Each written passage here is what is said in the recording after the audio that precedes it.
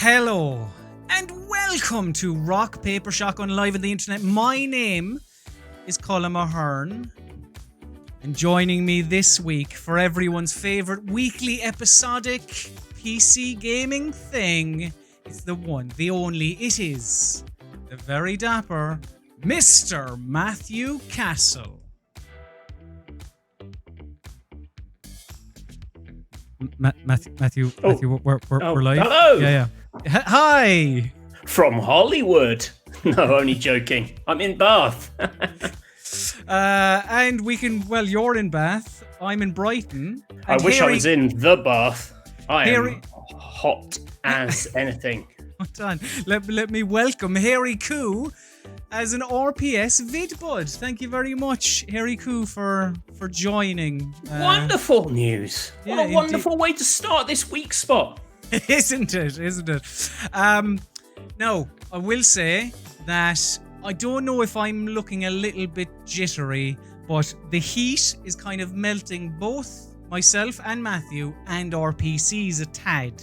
So, I don't know. I think Matthew's alright and fairly fluid, but I'm maybe a bit jittery. I don't know. Well, yeah, I'm fluid in the sweat sense because obviously I'm wearing the tux for Mr. Spielberg. Of course. But at the same time, it's very tight around the neck, so I'm very hot because it's hot outside. I'm trying to counterbalance that by I've set a desktop background that's very blue, so you should be able to see like an icy, cool shimmer upon me. Mr. Spielberg is going to be so impressed by that when you tell him about your direction. But look, we're talking about it, so let's get into it. Hello and welcome to this week's edition of, and I'll get it right this time, the PC Gaming Weekspot.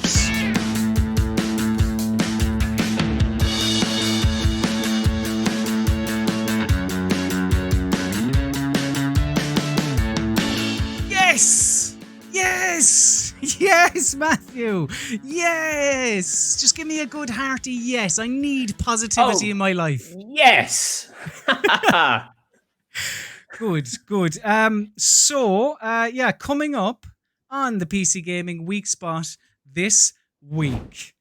In headlines and hot takes, we're going to be looking at what is all the little announcements that have just come out of Cyberpunk 2077's Night City Wire Episode 2. On top of that, we will be looking at Rocksteady's quite lackluster way that they announced the new Suicide Squad game. Also, sadly, Baldur's Gate has suffered a delay, which I know Matthew has been crying about all week. Also, those glitches in Warzone, by the time we get around to that story that everyone's excited about. But by the time we get into that, it'll probably be already announced, but we'll talk about that more in a bit. And in show and tell, I have been revisiting a 3-year-old game, but it's new in PC land, Horizon Zero Dawn and Fall Guys. And there's a direct quote from me there. Horizon Zero Dawn and Fall Guys are differing levels of all right. And Matthew Castle, he's also been playing Fall Guys for a little bit, so we'll be able to discuss that. But he's also been playing Death Come True, which is, yes, as Matthew told me, an FMV game. What a quote. What a juicy quote to get people hanging on. We'll find out more about that. Well, I mean, we can pull back the curtain and say, I don't know, but that's a made-up quote. Anyway, also on the show, the hit new quiz segment that everyone loves, Mystery Steam Reviews, returns. It is currently 1-0 to Matthew in the series, so we'll see how we get on with that. We'll also be taking your questions. So, I was going to make an intro sting. I was going to call it Burning Questions, and I was going to burn a pile of questions, but I didn't do it. All right, good. Well, we can call it Burning Questions if you really want. Yeah. Because, well, I know, Matthew, you have many burning questions for the man known as Steven. Oh, I'm so excited, Steven Spielberg. Steven Spielberg has told me, his people, we've been in touch, and he is a definite go for this week. So Steven that is something to look forward to. Spielberg. Yeah, no, it's really. We apologize again about last week. There were just some kind of mishaps. He was, as we suggested at the time, he was eating just a big, massive 18-inch pepperoni pizza. So Whoa. Someone in the comments has just referred to it as the Spielberg bit, as if it is a joke. hang on. This no. It's just like we were going to have another interviewee on this week, but we've sort of had to push everything now because last week he missed the call. This week, Yeah. this week we're on. yeah, exactly. So I personally can't wait for that. Matthew, is there, while I line up the first segment, is there anything that you're kind of really looking forward to chatting to Stephen about? Because he's actually, it's not a part of headlines and hot takes, but he's kind of back in the gaming news. Is he? Yes, but anyway, go on, talk about something else then if you want. About what? Steven Spielberg, what you want to ask? Oh, you're him? trying to fill the time. Yes. No, just what you want to ask Steven Spielberg? What do you? I don't want to spoil the questions now. I want it to, like, when we get to it, we'll find out. I'm so hot. I'm really hot, Colm. It's I'm not gonna lie. It's disgusting. Yeah. No, it well and truly is. Quite moist. As am I, as I think is everyone. So whilst we are all very hot, let's get into headlines and hot takes.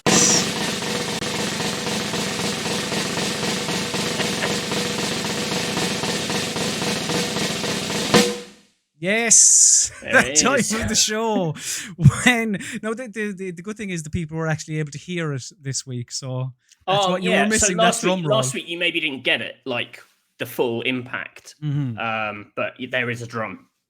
Yep. Yes. Yes, there is. Matthew, there was, I don't know, a drum, a whatever. Look, Cyberpunk 2077 Night City Wire Episode 2 took place only half an hour ago. It finished up. And it wasn't massive, I suppose. There wasn't anything major, but we did get a bit on the 3 classes and a bit on the weapons as well. Yes. Matthew, give me, whilst I line up the clip, give me your kind of your thoughts on it on Night City Wire Episode 2. I am very excited to see some of the corpo life path, I think they're calling them. Yes, which is the kind of the 3 areas where you can start the game, and then you can start the game as a corporate son of a bitch, which is kind of very me, I would say. I would say too, yeah. So I was excited to see that. I was excited to see more of the guns and find out a little bit more about how RPG-ish they were going with weapons. Was it going to be, here are just some guns, or are they going to have tiers of rarity? And they talked a bit about that as well. So they revealed some interesting stuff. They did. Now, before we get on to the guns, let's talk about the classes. So there are 3 life paths, classes. They showed us Street Kid, Nomad, and Corpo. And we were told by the quest design coordinator during the presentation that the differences they'll be quite there will be differences basically. They'll run. They're not just the beginning of the game. They run throughout and change your relationships with characters and. Yeah, basically, it started off by saying that the Street Kid will have opportunities built in within Night City because of them growing up within Night City. The Nomad, as the people at home should be saying now, grew up in this area, the Badlands in the desert. So the beginning of it's very loud. What the game is. It shouldn't be now. It shouldn't be now. It should be okay now. Okay. But so the beginning of the game for a Nomad is getting into Night City. And then the Corpo is, as you suggested, Matthew, kind of somebody who's within the business world of Night City. The fact that I don't know, I do get a little bit skeptical whenever somebody says that, like, these 3 different paths that will be very different, and it's like, yeah, but will they? Will they be that? Yeah, I mean, it's been done before. Like the whole which class you pick changes how the game starts is very like Dragon Age Origins started that similar way, and it's a cool little thing. You know, you're just tutorializing, but kind of dressing it up as something for a more specific character. I think it's a good way of setting the scene. I mean, what I'm interested is that once those different paths kind of converge in the city, is if there's if they're just going to have some cheap thing that basically means you're in the same position regardless of them. You know, it's right. Yeah. You know, it's going to be you against the same threat. You know, like what interests me about this particular world is you know, I joke about the corpo background, but you know, I am really interested in the kind of corporation stuff and the idea of sorry, I just saw Spielberg spinning face. Why? What was I saying? Oh yeah, the corporate lifestyle. Like, if it instantly just takes you out of that world and puts you against it, I'd be a bit disappointed. You know, like I want to be able to access. I want to see the glitz and the glamour of this world. You know, I want to see the kind of the high industry and the kind of the top of these business empires. Like that, I think is an interesting thing. You know, we've played enough of these sort of dystopian visions where we're the underdog trying to smash the system and actually like manipulating things from the kind of the top. I think would be really interesting, but I'm just worried that something's going to happen and you know you'll be. Let's take down the company, and you know the kind of thing. Yeah. Well, they did. The quest design coordinator, like after saying, you know, there's more to it than just where you begin in the game. There was a scenario example where, if you choose the corpo life, you'll have different dialogue options, and if you choose this one, you'll have other ones, and like it sounds fairly involved. So is that what interests you the most? Is maybe playing this kind of as a bastard, like doing the bastard? Yeah, yes, because you know that was kind of there was that sort of that pitch in the Outer Worlds, and if you've been watching our Outer Worlds Bastard Run playthrough, you know you can side with the corporations, but it's very comic book. You know there isn't a lot of depth to it. Where here, you know, you have this whole city which is kind of built on this kind of us versus them, and actually having a game which lets you kind of, you know, infiltrate or try and exploit the kind of the rich and the famous. I don't know. I'm sort of that just I don't know appeals to me more than being a mechanic out in the desert. Like the thing is with these games, I won't play them more than once, and I know that's what they're built for. They are built for replayability. So you'll see, all right, you know, my first 150 hours I was corpo, and so now I'm going to try Nomad. Like, I don't know. I'll probably Street Kid seems like the sort of the middle ground. That's probably what I'm going to go for. Yeah. But at the same time, like if they do make it appealing to change the game enough within the different classes, then I don't know. Perhaps. The corpo gets to be sick in a sink. That's what we just saw. That's good. That is good. That's awesome. Being sick's so fun. Oh, it's terrific. What's also terrific are guns, weapons. Guns! So we saw a bit of the guns that are available as well. And there are 3 types, apparently, in the game. Power, Tech, and Smart. And whilst I'm lining this up, Matthew, was there anything that you saw that made this, I don't know, made it feel somewhat different to guns available elsewhere? Some of the things they're talking about, that, like, it sounds like when you push into your kind of legendary tier guns, so it does have like a kind of common to legendary sort of scaling thing. Yeah. It sounds like some of those guns have like quite unique features, and you know, in some of the clips they showed, they had like smart bullets homing in on enemies. The designer was talking about a shotgun that could target 8 people in a room, a shotgun, and then fire this 8-barreled shotgun, which will smart home on like 8 different people. That's quite interesting. I like futuristic guns. Like, I must admit, I got a bit of a Perfect Dark vibe. The N64 version, not the terrible 360 game. because that was a game, that had so many. I know it had like 50 guns, and they all had secondary fire, and they're all really interesting. Basically any function you can imagine, there was a gun that could kind of do it, and that I'm kind of into. Shooting through walls and smart bullets. And yeah. So the different weapons, like none of them are totally cookie cutter, I suppose, because even the ones that on the stream were called contemporary weapons, the bullets still will ricochet off of walls and cover and whatever else, and then those are the ones that, like you mentioned, that just blow straight through cover, and then you have the homing missile type guns.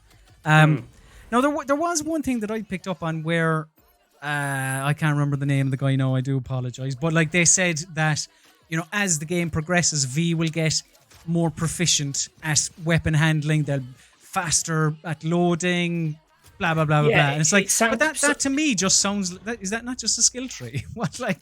No, that I think it's actually. So I was just reading a very good interview on VG247, our sister site, about this, and it sounds a little bit Elder Scrollsy in that the more you use something, the better you become at that specific thing. Oh, right, so it's okay. it's a if you use pistols a lot, your natural kind of ability with pistols will improve. So it's not just skill points going into a skill tree. Does that not turn you off dabbling with other weapons though? No, because their pitch seems to be actually like this world is going to throw so much at you that you kind of need to dip in. You'll have to dip into everything. Like I think it was Alex who was doing the interview, asking questions, was trying to basically get out of them. Like, is there I want to play this stealthy route and I want to play this all guns? And they were saying, not really. Like, you are going to have to do a bit of both. Like, one can only get you so far. Particularly early on, you're going to be in such a weak state that you're just going to use anything you have. So it sounds like, you'll be dipping into a lot of stuff. I mean, also, talking of a game, which is, we imagine, going to be quite substantial in terms of like the actual stuff you can do, and the length of time you'll be playing. It's the kind of thing where, just by dint of being so long, you end up, naturally improving in lots of things, if that makes sense. Yes, yeah. And he also put it to them, well, what happens if you get a legendary gun with a really good feature early on? Like, what's to stop you just using it the whole way through? And doesn't that kind of undermine everything else you're doing? But apparently not. They're saying, no, like, even the legendaries have disadvantages, and, that you'll be constantly fed new things that will tempt you into new areas of our kind of weapon system. And, the guy's answers sounded like they're aware of the problems of just finding the kind of magic pistol that solves everything, and that they want to avoid that. At the same time, it sounds like they are taking like gun feel very seriously. They don't want it to become very a game issue where the stats are getting in the way, because that can happen in some of these games. Like, the stats are bad and you shoot it and it just feels like you're firing like maths at something rather than a satisfying gun. And it sounds like they've worked quite hard on getting that, and by all accounts, people say the surprising thing when you play the demo is it handles like a good shooter, which I wasn't expecting, for their first person game to do, if that makes sense. Totally. I mean, they're known for Witcher, and like this is a big departure for them. So for it to be previewing as well as it is, it's pretty good. I just want to play it. We haven't played it yet. I just want to get my hands on it and see if it actually, how it does feel. So. The other thing then was just like a little bit on the music, not loads about how it affects the game, but it was just, we saw Refused, who are the Swedish band who are going to be doing the music as Samurai, which are Keanu Reeves's. Well, that's so I was Johnny Silverhand, is it? Is he the singing voice of the Keanu Reeves character? Is that what they? Think so. I thought Keanu Reeves was. I thought he had a band. Didn't he? Doesn't he sing? I thought he had like I thought Keanu Reeves had like a terrible band. I know Johnny Depp does, and Russell Crowe. They're like a lot of them do. I swear Keanu Reeves has one too. He might do. He But I probably just does. think if I was in a band and someone was like, "You're going to voice this character in everything except singing," I'd be like, "Come on." Yeah, bit of a slight. It does seem like. But yeah, there was also like a little bit on upgrades as well, but that didn't sound anything. There was nothing kind of major about that. It Oh, yes, was. thank you, Spike Blighty. His band was Wild Stallions. How silly of me. Should have known that. The world famous. No, I'm going to. It's What? something like the Dog Boys. Okay. Dogstar. You're Dog dead Star. right. Oh shit! I remember Dogstar. Yeah. Dogstar. Oh. It was in there somewhere. Yeah. No. All right. Yeah. Good memory. Good memory. God, that is a bit harsh, then, isn't it? It was like, Keanu, we love you. You're brilliant. Just he was the bass player, so he might not have been a singer. Yeah, that's fair. Keanu Reeves is one of those rare things in Hollywood, Matthew, though. Not when it comes to like being moonlighting as a musician, but he's not in any of the superhero films. You know? Well, The Matrix is sort of superhero, isn't it? Oh, come on. The comics. Matthew, look at the format and realize where I'm going with this. Right? Oh, right. Yeah, sorry. Interesting. Because, speaking of superheroes, well, Rocksteady have announced their new game, which we don't know the name of yet, but it's something Suicide Squad-y, while I pull up the image of Superman. Matthew, when I throw it to you, I'm gonna put this little factoid on your lap. It's been 5 years since Arkham Knight. That blew me away when I saw that today. That's a long time. That's sad that they made one game that generation. Yeah, big time. After having such an impact with Arkham Asylum. Yeah. But are you? I mean, I'd imagine like everyone, you're a lover of the Batman games, but like. Yeah, I think they're fantastic. I even like the Batmobile. That's how much I like the Batman games. Wow, you're a rare breed, aren't you? Yeah. Right. But yeah, this was the image. Superman there with Suicide Squad in his in his head, and he has kind of red eyes, making him look a little bit like the villain of the piece, which is I don't know, it's quite possible they could be playing with it a bit. But was it not a little bit disappointing for it to be announced in this way? Because for many years there was talk of Rocksteady making a Superman game. And then there was talk of them making a Teenage Mutant Ninja Turtles game, if you remember that. They debunked every rumor, and it turns out, it's something Suicide Squad related. But I don't know. Their name always came up whenever there was like a Keeley's or an E3 or whatever it was. And just for it to be like this tweet that was, I'm gonna have to pull up the actual date here. Yes, it was a tweet that said, "We'll find out more about this game on the 22nd of August, which is when this thing called DC Fandom is." Because there were other things as well, like The Rock tweeted about a new film called Black Adam, which is a superhero, and they're kind of going big on DC kind of media. But I don't know. I was expecting something a bit more pomp and circumstancy. But maybe a teaser trailer or something rather than just a static image. Well, I don't know. They're just trying to tease a big event. They want everyone to tune in for their big thing, don't they? Are you checked out of the kind of the DC? No, I don't mind individual DC things. I must admit, I don't care much for the Suicide Squad. Based on the film, I don't read the comics or anything. I don't know much about them. But I thought the first film was absolute dog shit. Because I have seen neither Suicide Squad or Birds of Prey. So I'm more worried that the idea of basically when you find out they're making a superhero game about a big group of superheroes, your mind naturally thinks they're going to do similar to what Square have done with the Avengers. In my head, they're not going to make a bit. It's not going to be a single player Batman-esque game. Is what I'm worried about. And the fact they've been working on it for so long, like it's, they would have started working on this if they haven't cancelled other projects in the meantime. But they would have started working on this at like peak Destiny fever. Mhm. And I'm not basing this on anything other than like thinking about that, and that this will be a games as service Avengers alike, but with DC. Yeah, That's yeah. that's what I think, and I don't think people want that for the very same reasons that everyone's down on Avengers. I think it's just an inherently flawed way of treating superheroes. Like they don't level up and they don't have loot. Like that's not the point of a superhero. They are defined. They're very clearly defined things. I They mean, have I am superpowers. glad that they're not making a Superman game. I kind of shuddered whenever that was brought up because he is the shittest of all the superheroes. Because there's a rare green crystal that can hurt him, and that's it.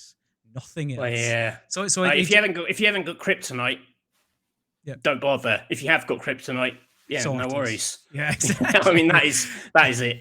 That's as complicated as it So gets. I'm glad they're again. I haven't seen either of the Suicide Squad films, so I don't really know. But Mm. my Yeah, my so go on. I was saying I've got nothing against. I like some of the DC films post the Nolan Batman films. Some of them less so. I've got nothing against them building those things out, but like I don't really see. I mean, that isn't Henry Cavill, is it? So No. this is obviously going to be its own thing. You would think. I just worry I it's will going to say be though. like unlocking collectible pants for Killer Croc, isn't it? Or whatever. Is he one of them? He's one of those. Is he? Killer Croc. I don't know. Is he one of the Suicide Squad? He's. I mean, he could be because he's Batman's. They're all sort of He's baddies, Batman. aren't they? They are baddies. Yeah. Again, yeah. We're the two of us not comic book fans. I mean, I got the Beano growing up. That was my comic book. Not When are we going to get the Avengers Beano or. extended universe? I know. And you watch the Dennis the Menace film, and then there's a sting at the end from Minnie the Roger the Minx. Or Dodger. am I Yeah, yeah. cross pollinating Beano and Dandy there? I don't know. No. You're bang on. Roger the Dodger, Minnie the Minx, the Bash Street Kids. Nice. Dandy was, God, I can't think. Who? Desperate Dan. Desperate Dan is Dandy. Yeah, but apart from him, Dandy was kind of the shit Beano, for being like it was. And if you read Topper growing up, God help you. There was no hope for you. Like that was the absolute dregs of comic books. But yeah, I don't know. We'll find out more on the 22nd of August about what the future holds for DC, Rocksteady's DC game. I'm going to predict it's going to be a 7 out of 10. I mean, Rocksteady. I don't know. Yeah, I think they're going to have been. I honestly think it's going to be a games of service thing. I don't. Oh, why are you doing that again? Yeah, no, that's okay. The people at home can't see it. And another thing that they won't be able to see in August is Baldur's Gate 3, which has been delayed, sadly.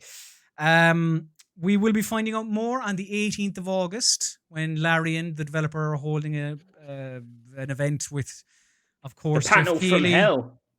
Yes, indeed. Matthew Castle, I know this makes you very upset. I'm not raging, angry. I'm not really surprised because I think if they had it locked in for August, they would have announced the August date. The maybe thing. I feel like they were probably just trying to announce something in all that E3 hubbub. They wanted to say something, so August maybe was like their best bet. By all accounts, from like various interviews with Larian, they say. That they're quite a network of studios globally. Like they're quite spread out, and so they're actually used to quite weird sort of remote working in terms of like bringing lots of studios together. But I think the thing which has semi slowed them down the most, anyway, is that I think the meat of their mocap stuff was done in the UK. Like all their mocap efforts were in London, where we are still totally shut down on that front. So. Like I think that's probably the thing that has, slowed it down. That's affected them the most. Yeah. Yeah. I mean, they were always like that. That was the thing. It was August brackets maybe, so it was hopeful on Larry. Yeah, I mean, like the thing is, well, it's the announcement of the early access. Don't forget that. It's not the final game. Yes. they could probably get away with a lot by saying, well, this is the state the early access is launching in. It's going to be quite chunky for an early access. Like we've been told before that they're doing basically the first act of the game, which is very similar to the kind of Fort Joy content in Divinity, which is what they did for the early access for Original Sin 2. That's could be like a good 20 hours of stuff. Some people are like, why would you play the first 20 hours of an RPG if you're going to have to do it again in the final thing? And I understand that, but like, I just want to get in and see how it all works. I want to meet these characters, play around with their systems. If you've watched any of our videos on Baldur's Gate 3, and please do go and watch the 2 interviews I did about a couple of months ago. They talk about the game in such an interesting way, and they've got such interesting thoughts about not just how to turn D&D into a game, but like what makes a good RPG and why this isn't just Original Sin 3, as lots of people will write in the comments, no doubt. Very highly cross original people in the comments. Original comments 3. I've counted 3 under our videos. Very good. Yeah.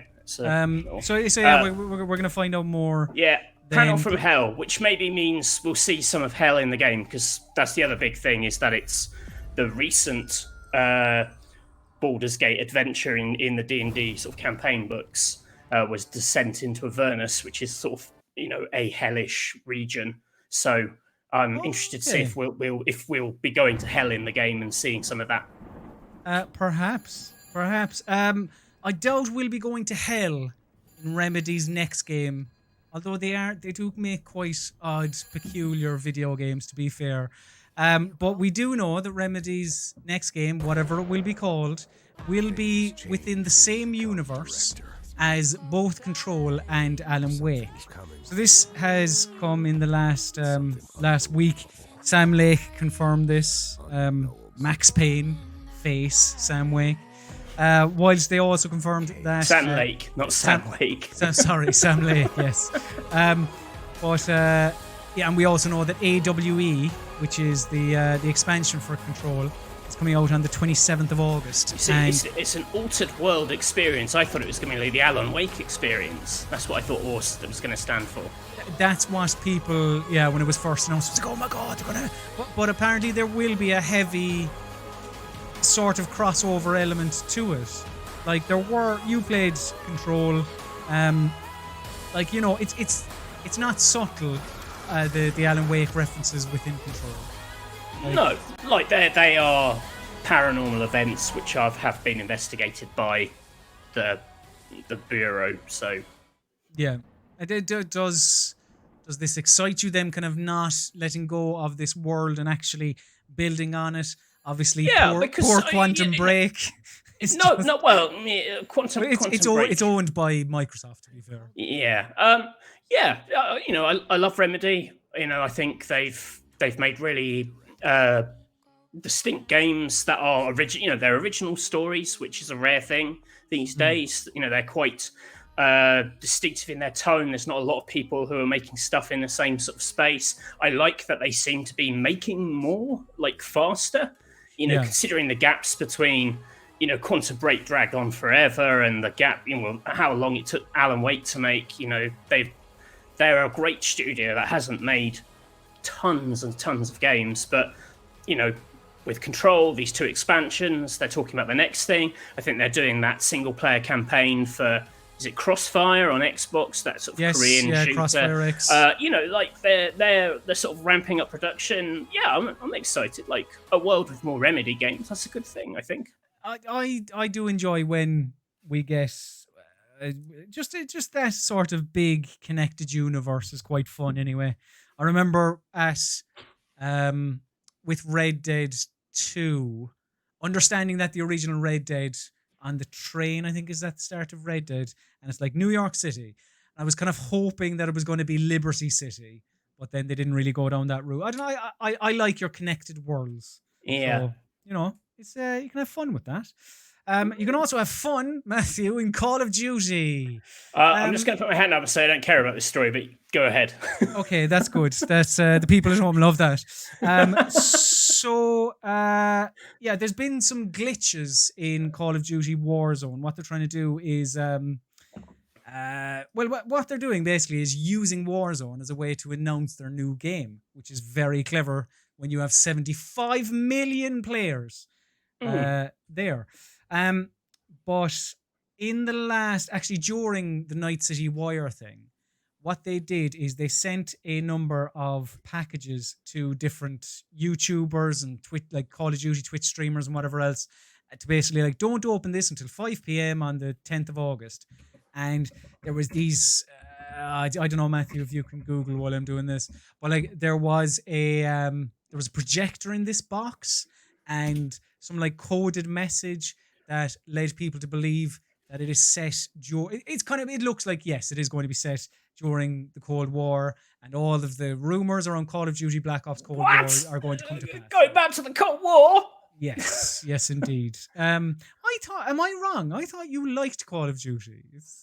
Yeah, I do, but like this whole thing about we're creating buzz about how we're going to announce it. I could not give a single fuck about how you announce a game. Like, it's not an interesting thing. It'll be interesting when I get to play the 6-hour campaign and never touch it again. Like, that's my relationship with Call of Duty. I like the campaigns, but all this, like, this habit of trying to make events, like promotional events in game, like, they're going to show you a minute of Dunkirk in Fortnite or whatever, and you're like, what? Like, this is, I mean, I just can't get excited about watching an advert in a game.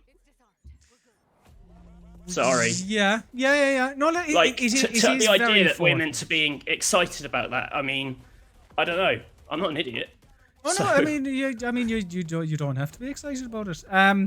But it is, if it has, your classic bombastic 6-hour campaign, like I'm up for it, as I am up for Spelunky 2. There's a segue. But I'll have to go to my PS4 to play it. At this point in time, well, I'm talking bullshit. I will have to go to my PS4 to play it right now. This was announced during the PlayStation's State of Play event the other day, and it introduces a lot of different things, a lot of new things in the game, like multiplayer, and a few other guns and like branching paths and whatever else. But from our point of view, yes, the big thing is that Derek Yu, the creator of Spelunky, after the State of Play event, he went to Twitter and he said the Steam version of Spelunky 2 will come out shortly after PS4. We'll need a little extra time to iron out online multiplayer on PC. Release date for that soon. After Steam, we'll look into other platforms, blah, blah, blah, blah, blah. What's your relationship with Spelunky, Matthew? You seem to me like a man who absolutely despises it. No, not at all. I don't have much of a relationship with Spelunky, I'll be honest. Like, I know it. I know why it's loved. I've played a little bit of it. I don't really tend to play any of the roguelite. Roguelite. Yeah, if we're calling it that. Yeah. I don't tend to play any of these sort of, you play them for 500 hours and you mine all their mad mechanics and you learn what makes them tick. I don't know. Just in this particular job, I don't have a lot of time to focus on like any one specific game. Yeah. But yeah, like, I know it's loved. Lots of people whose opinions I really respect. It's one of their, if not their favorite games. One of our managers at Gamer Network, I think, has done the daily run on Spelunky 1 ever since it was a thing and continues to. It looks like a good thing. I love the look of it. All the new stuff they've added is obviously really good fun. I mean, you're throwing little pugs around and stuff. You can't argue with that. Okay. Why not? I don't. I can take or leave a lot of roguelikes, but I did quite enjoy Spelunky. Now again, because of the nature of this job, you just can't play anything either like live service or daily chat. It's like, I'm sorry, I can't. I have to move on to the next thing. And if Spelunky 2 will probably be the same, but I definitely check it out whenever it does come to PC. Another game, kind of keeping it on this this kind of like games that probably will come to PC, but at this point in time, we don't know. Hitman 3. What It's did they coming to call it? PC. No. The Oh, VR oh, version. right. Yeah, sorry. Right. Yes. Yeah, you will be able to on PlayStation 4 be able to play the original, the reboot trilogy of Hitman in PSVR, but IO and everyone else are keeping quiet about Oculus and Vive and all that. Or maybe they've been paid. Maybe they paid a wad of cash to talk about PSVR. Perhaps, but yeah, I know this is a series that that is near and dear to your heart. It's like, whilst what we saw was it was a minute long. It was like I can totally see Hitman in VR. I can because it is your things going wrong and it's a little bit pear shaped and whatever else, and that I can just see the fun of that within Hitman. So it probably. I'd be very surprised if this didn't come to, unless they really have, like Sony have, paid for the entire construction of it. I mean, there are some VR things which haven't come to PC because of that. It would be a crying shame if it didn't. Like, they are the best world builders, some of the best environment builders in games. The idea of being able to like be in those places and look around. I mean, it would be amazing. I mean, I really hope they do it. I'm just so excited for Hitman 3. To tell you the truth, if they don't put it in, I'll still be happy because Hitman 3 is a thing. It's interesting as well that they're doing that thing that they did with 2, where you pull in the missions from the previous 1 and 2 into 3, which, if they've added big mechanical tweaks, they then get layered onto the older levels as well. That's how it was in 2 anyway. So I'm interested to see if... like how substantially they, what they have added to sort of change the kind of underlying rules. But I mean, when Hitman 2 came out, I basically replayed Hitman 1 loads within it. And I'll do that with 1 and 2 and 3 as well. Oh, come on. This has got to come to PC. This is going to be amazing.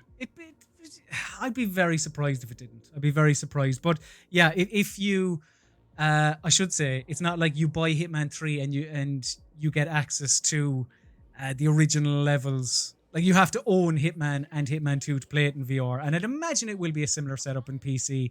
But time will tell on that one. Matthew Castle. Someone in the comments saying reviewers want games to be shorter and they must be stopped. That wasn't what I was saying about Spelunky. I was saying I don't have time to play Spelunky myself. I like long games too. I just don't like 1,000-hour investments. That's what I can't do. I'll say I don't like long games. Well, I do like long games. Yeah, but I don't. So, it's a different. Well, I remember difference of opinion. getting it when you used to get a game just for Christmas and birthday, and you had to make it last for like 6 months. Here we go. No, I'm just saying, like on the N64, like Perfect Dark and GoldenEye, they lasted me years. That's what I'm saying. All right, okay. I'm not being old man Castle. Back in my day, it feels a little bit like you were. Games are long anyway. There's a difference. There's a difference between. Oh, look, we're not going to bring up this absolutely played out bullshit discussion. Let's instead discuss the games that we have been playing over the last week. Matthew Castle, in a little segment that we like to call, while he pulls it up, Show and Tell.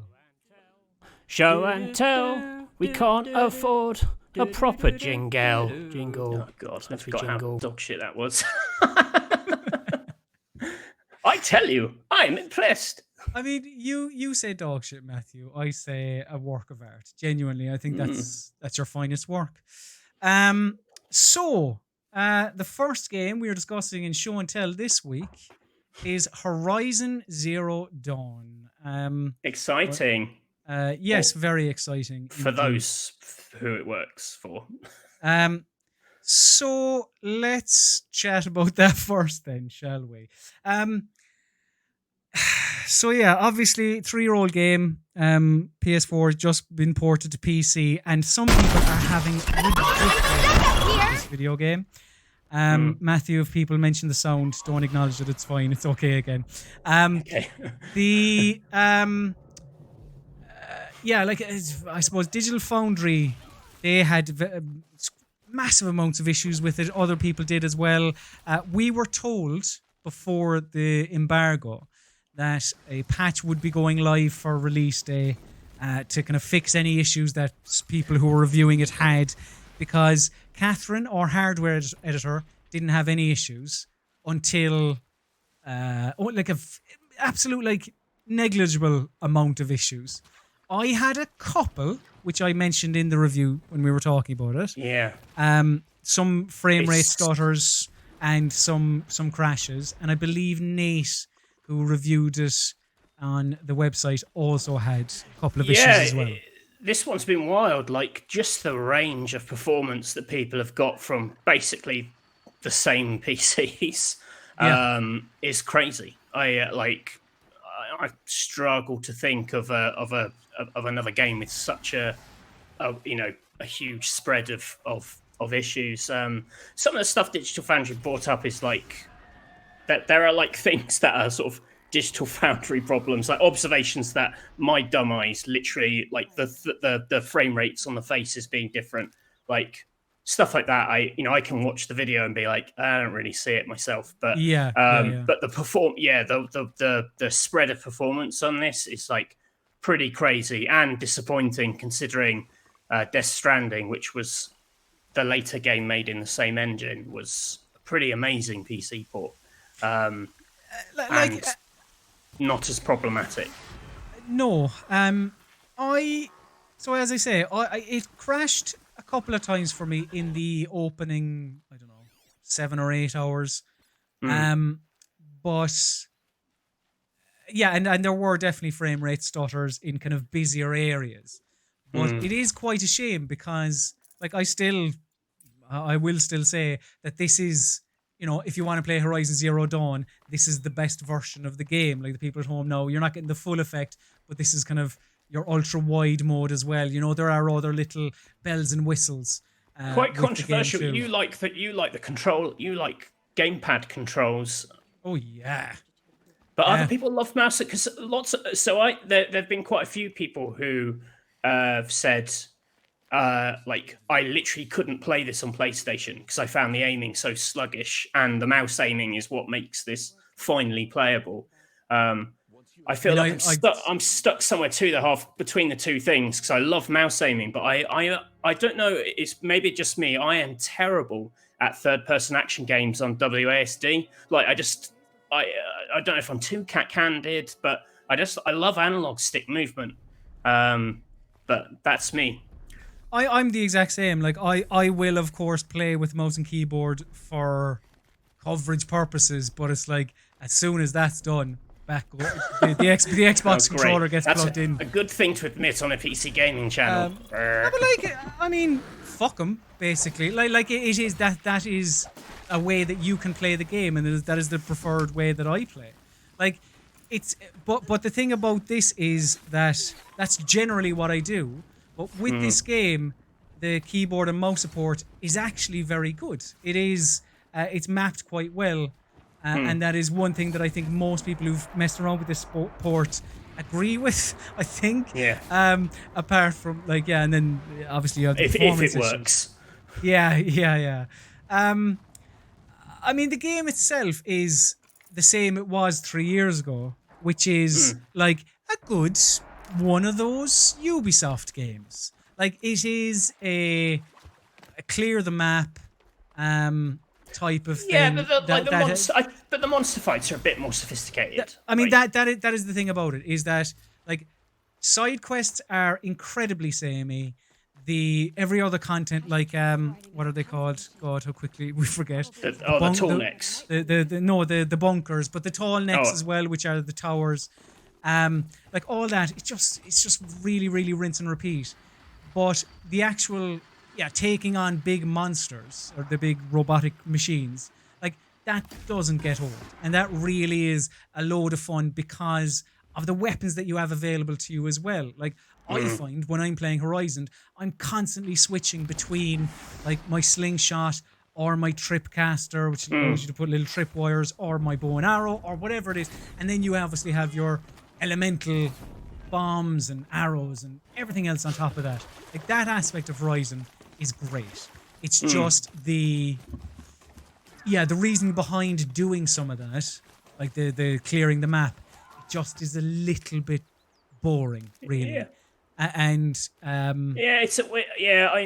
This one was slightly broken for me when it first came out. Not technically broken, but like it came out at the same time as Breath of the Wild, which was a sort of a mind-blowing kind of, not to be a game changer, as they say. I mean that that it was instantly propelled into one of my all-time favorite games, purely on its sense of exploration. And this suddenly felt, for all its qualities, like it still feels quite limited. It's a world with lots of artificial boundaries. You can't climb up everything, and it might just be because I played it so close to Zelda, but it's But they came out it didn't like click. within Like a week and a half of each other or something. But that's they were there are a lot of close. people who are like, "Wow, we're so lucky to have Zelda and Horizon," and I never ever saw the parity there. Like, it just doesn't. They're worlds apart. But I don't know if I'm in the minority on this, but yeah, it's.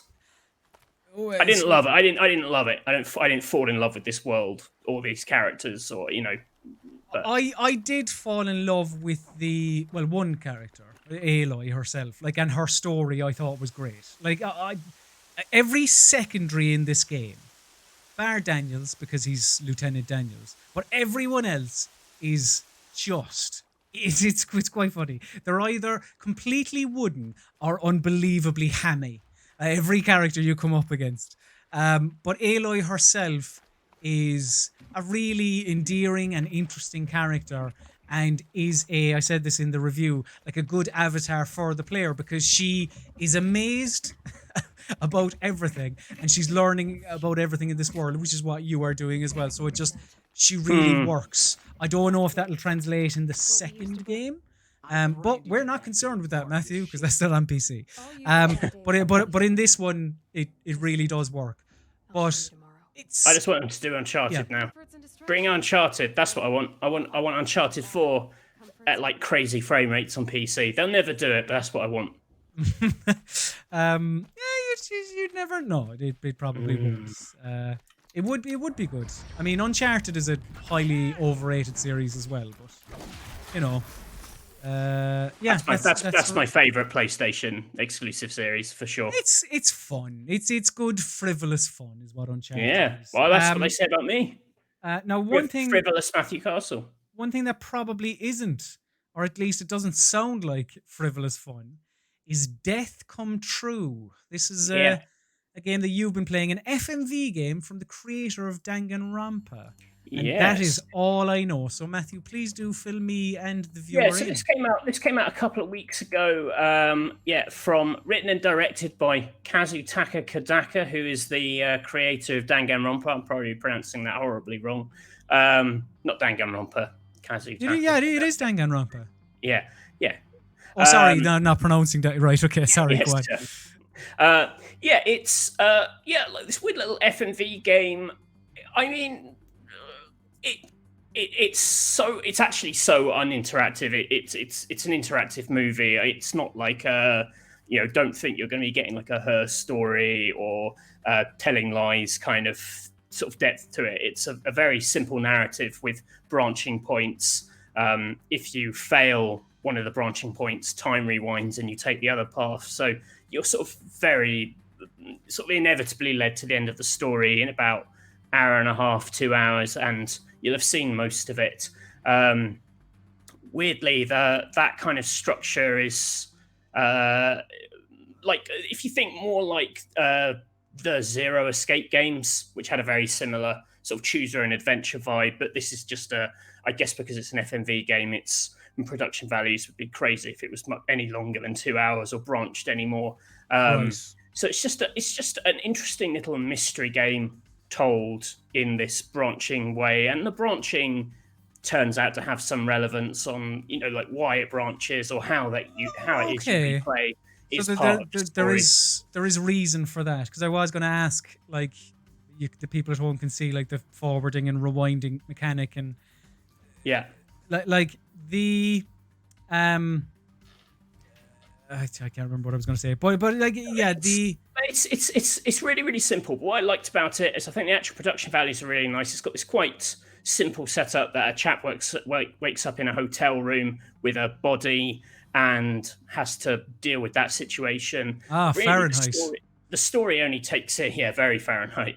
But the story only really takes in a couple of rooms in this hotel. So that's obviously how they've kept the budget down. But even so, it's quite handsomely shot. The performances are quite fun. It's actually quite sweet in the end. Like some of the revelations are quite well handled.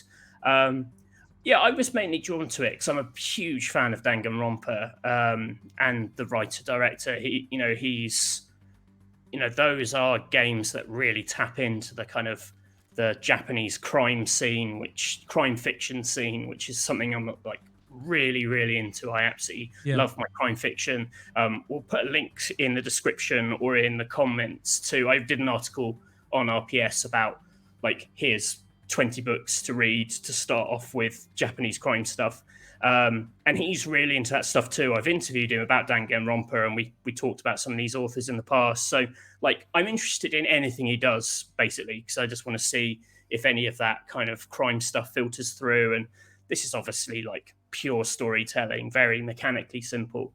But it's basically if you die, like, the game just rewinds you back to the point before you die, and then you take the other route. Necessarily, it may just rewind you to the choice. It may not necessarily take you all the way back to the beginning, but okay. It's like quite short. You'll see it all in a couple of hours. There's some little making of features in there as well. It's about £12, which some people are balk at because the idea of paying £12 for 2 hours, I don't know. That's like a Amazon movie rental is the way I saw it. Plus, it's a creator I want to support. Like, I like his stuff. I want to see him make more things. I thought it caught my eye. I played it. I liked it. If you're into little weird crime things, earmark this. Play it now. Wait for a Steam sale. You can play it on mobile as well. But yeah, it's fun. It looks interesting, and I am a sucker for FMV games. I love them. I really the schlockier the better. Now this looks quite well shot, and like you're saying, it's kind of it's well presented. This isn't like, I'm trying to think of another one. Jacob Hayden in the comments said it sounds more like Bandersnatch than any FMV game. The Netflix Black Mirror episode. Yeah. This is basically that. Yeah, that's okay. That's a very fair comparison. We're still waiting for this. It's not Night Trap, which is an awful shame. No, it's not. No. No. But yeah, that sounds pretty cool. What's interesting about Death Come True is that you've been potentially framed for doing a murder. So you have very much been treated as a fall guy for that murder. Well done, Matthew. I'm genuinely overjoyed. That is the best thing that has happened to me today. That you have done that. So proud. That was brilliant. Yes, Fall Guys, the hit new video game that everyone is playing. Everyone. Matthew, but today at one point, it was revealed, I think, on the Fall Guys social medias that they sold 2 million copies on Steam, just on Steam. And it's free. Isn't it free on PlayStation Plus? Well, fair point, yeah. But like that obviously, yeah. So that's not your 2 million players because you've however many people on PS4. Because on the first day that this released, which was last Wednesday, wasn't it? The servers were taking a massive beating because everyone was just trying to get on and get a piece of Fall Guys. So for those that aren't aware, although I'd imagine surely you are, Fall Guys is it's being positioned as a party royale where 60 players begin a multiple round sort of competition with party games. There's, as you're seeing on screen, there's this thing where you must collect eggs and put them into your team's basket. Classic party game. Sometimes it will be every one of the 60 players against each other, and then sometimes you'll be split up into teams. Yeah, there'll be like obstacle courses. The best way to describe it is, do you remember Takeshi's Castle? No, you're not that old? All right, how about Total Wipeout or American Ninja Warrior or whatever? Any of them, that's what this is. And I played this for a period of time on the first day, and I thought, oh, this seems quite alright, and I haven't touched it since. Because the thing about this is that, well, one, there aren't enough of these little games. They repeat quite quickly. Well, in the server issues I was having as well. But also, I don't know, I think after you play it for an hour or two, you're like, alright, I get it. Yeah, it's either not for me or it's a bit cute and fun, and that's it. Yeah. And I fell into the latter, where I was like, look, like a lot of things, maybe I'll never return to this ever again, but some people will, and more luck to them. And and that's kind of it.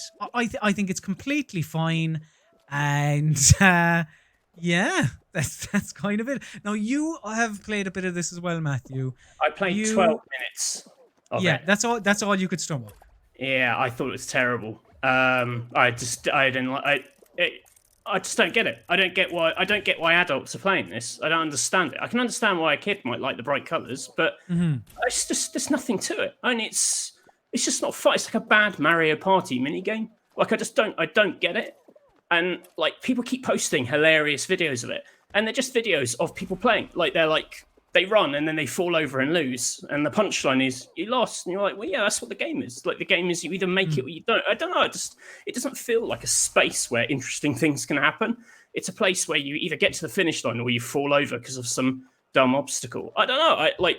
I realize I'm being very miserabilist about this, but I just I would say it left me cold in a way that I haven't felt about a game in a long time. I come from like Nintendo background. Like I love colors, I love silliness, but this colors are good. I thought this was a total nothing of a game. But I'm obviously very out of sync because there are 2 million people who have paid for it, which is I think that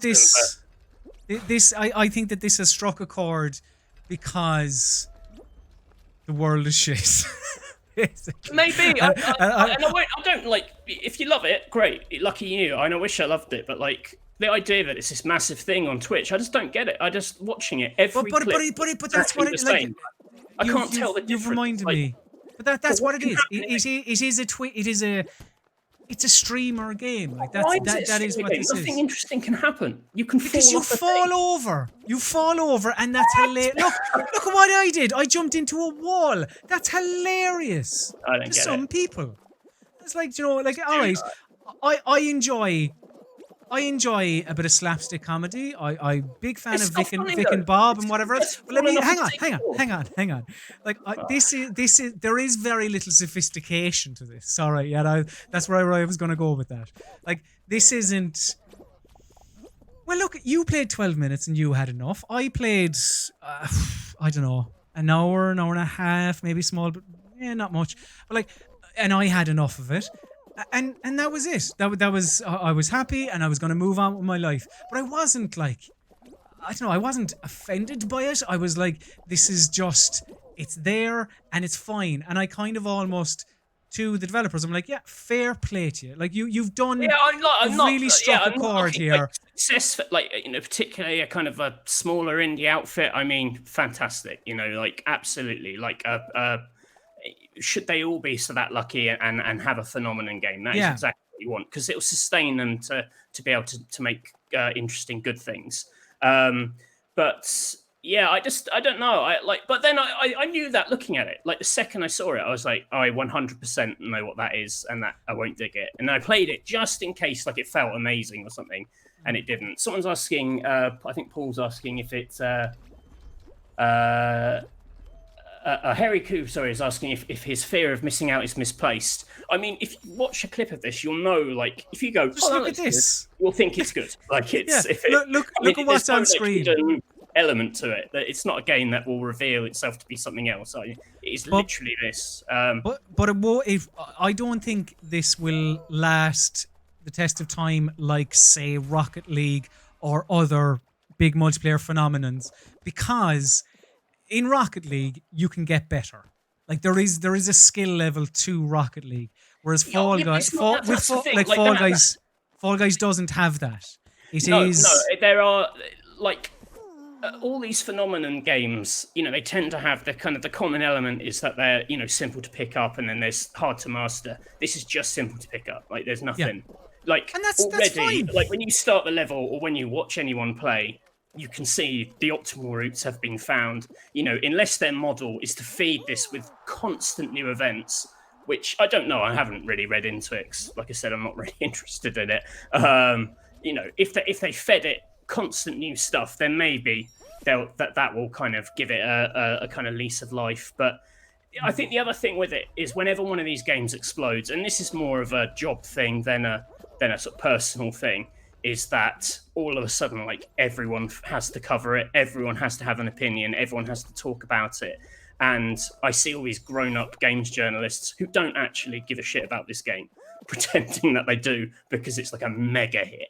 So they have to let's all talk about this, let's all post this on our Twitter thing. You're like, it's okay for this thing to be a thing that like children enjoy because it's bright and colourful, but like it's just not. It's not for adults. I just don't understand how the adult mind can be engaged by this. But, I don't know. I don't know if you're being a little harsh there. About, maybe. Like, I just don't like... Because you just used Mario Party as an example. Unless you would say Mario Party is also for children. And if that's what you're going to say, yeah, but I felt the same about Mario Party. So fair enough. It's just made me... I don't know. I've been inundated with this game. Like, everywhere I go, it's Fall Guys. And you're like, my Twitter feed is full of Fall Guy clips, which, as I said, are all the same clip. Like, nothing else can happen, but you run away and then a guy catches your tail. And... But anyway, it's all right. It's okay. But yeah. Sorry to the comments. I don't mean to be. I'm normally very happy and jolly about these things, but this one is just. I don't know. It's really irked you, hasn't it? It really has. I've not had a reaction to it. I can't think of another thing which has irked me more in recent years. But yeah, that is it for show and tell. Which means, Matthew, that it is time. That time of the week. That very, very exciting time. Excitement, wow, pizzazz time. Amazing stuff and all of that while he brings up the clip. It is time for Mystery Steam Reviews. It's time for Mystery Steam Reviews. Yeah. So you happy with that one? Yeah. You're still happy with that one. So yes, Mystery Steam Reviews is the part of the show where I have chosen 5 games on Steam, 5 Steam reviews for Matthew to... I'm explaining this terribly. I have picked 5 Steam reviews. Matthew has picked 5 Steam reviews, but we aren't revealing the game that Steam review is attached to. The other person must guess what game is attached to what Steam review. It's good to see some enthusiasm. Oh, yes, the best segment, says Quarky in the comments. It's the best after the Spielberg interview, of course. But yeah, no, that is fair. Tux. And we even, if I'm able to bring it up here, we have some intense music that the people, your ears may have been blown out there, but they should be all right now. So I think how we work this is I was giving you mine and then you were giving me yours and we'd kind of alternate. So Matthew, this is your first Mystery Steam review of the evening. Okay, and I promise not to look at the comments. So comments, by all means, please take a guess, but I won't be looking. Yeah, okay. I won't need to. So, 9 out of 10. Like Doom, but with swords and family issues. And that's from Master Pancakes. Recommended 9.8 hours on record, 3.2 hours at review time. 9 out of 10, like Doom, but with swords and family issues. And I will say as well, just before you kind of gather your thoughts, Matthew, we have chosen, these are games within the last kind of 12 months-ish, give or take. Oh, yeah, some of mine push into last year. Yeah, you know, as do mine. So yeah. Like Doom, but with swords and family issues. Well, yeah, talk out your thoughts. What are you thinking here? Because I need to pull up what it was. That puts you in first-person territory. First-person melee combat with swords. That made me think like Mordhau, things like that. But the family issues suggest it's got like a big story element to it. A first-person sword game. 9 out of 10. Like Doom, but with swords and family issues. I mean, a Doom Eternal technically has a sword. Very true, yeah. Like he has the big sword, but you may be trying to push me down that direction because you know it's wrong. I mean, it could be a very literal, it's like Doom. And he has family issues because he doesn't really have a family in that game. It can't be that. It can't be that. First person, like Doom, with swords and family issues. See, if we were going earlier, I was thinking like Kingdom Come Deliverance. Right. Okay. Because that has family stuff in it. I think we agreed we're going to be a little bit nicer to each other. Yeah. So I will say, Matthew, I'll give it to you once more. 9 out of 10. Hang on. You're just reading it again. Like Doom, but with swords and family issues. And what I'll say to you is, your clue is, where in that does it say first person? Well, like Doom. Oh, a 9 out of 10 like Doom. Like they also think Doom's a 9 out of 10. Oh, that's Sekiro? Is that your final answer? That's my final answer. Sekiro, Shadows Die Twice. It's gone orange. Oh, hang on. No. I am not. What? I'm not saying that's the right answer. That is Matthew's answer. That's your answer. It's gone orange. Matthew Castle, I can tell you that Sekiro, Shadows Die Twice is the wrong answer. Oh, God. This is not from the heat, it's from rage. I can tell you, was Rage, or is that your second guess? I can tell you that the correct answer... If it's Doom Eternal, I'm going to be fucking cross. ...is Devil May Cry 5. How is that like Doom? That's a terrible review. 9 out of 10, like Doom, but with swords and family issues. So, Matthew Castle, I need you to read out your first Steam review for me, please. So... is take it away. Not greatly optimized, but have Viper Brothel. So 10 out of 10. That's from Daniel. It's not greatly optimized, but have Viper Brothel. So 10 out of 10. So he's played it. Daniel has played it for 21 hours, but he'd only played it for 0.1 hours at review time. So had he come, is the Viper Brothel early on? You got to take into consideration every little thing about these reviews. This level. This is not only great detective work. It's detective work that will probably help a lot. Viper Brothels. What game has Viper Brothels? Viper. Who? Oh God. This was a bit. I'll give you a clue. There was a bit of a meme. Ooh, there was a meme about sexy vipers. Is that a clue? I think that helps. See, I'm not great for keeping up with the memes, Matthew. The only thing that I can think of that has vipers, but I don't know if I can think of this because I have played it. But there's no Viper brothels in it. But look, it's not going on. This isn't my final answer yet, Chris. But I mean, there are Vipers in XCOM Chimera Squad. Interesting. But there are no. As far as is there a Viper brothel in XCOM Chimera Squad? I'm gonna have another look. Not greatly optimized, but have Viper brothel. So 10 out of 10. Also, hang on, not greatly optimized, which would then lead me to believe that it's a. Well, no, it doesn't necessarily mean it's a port. But it could be a port.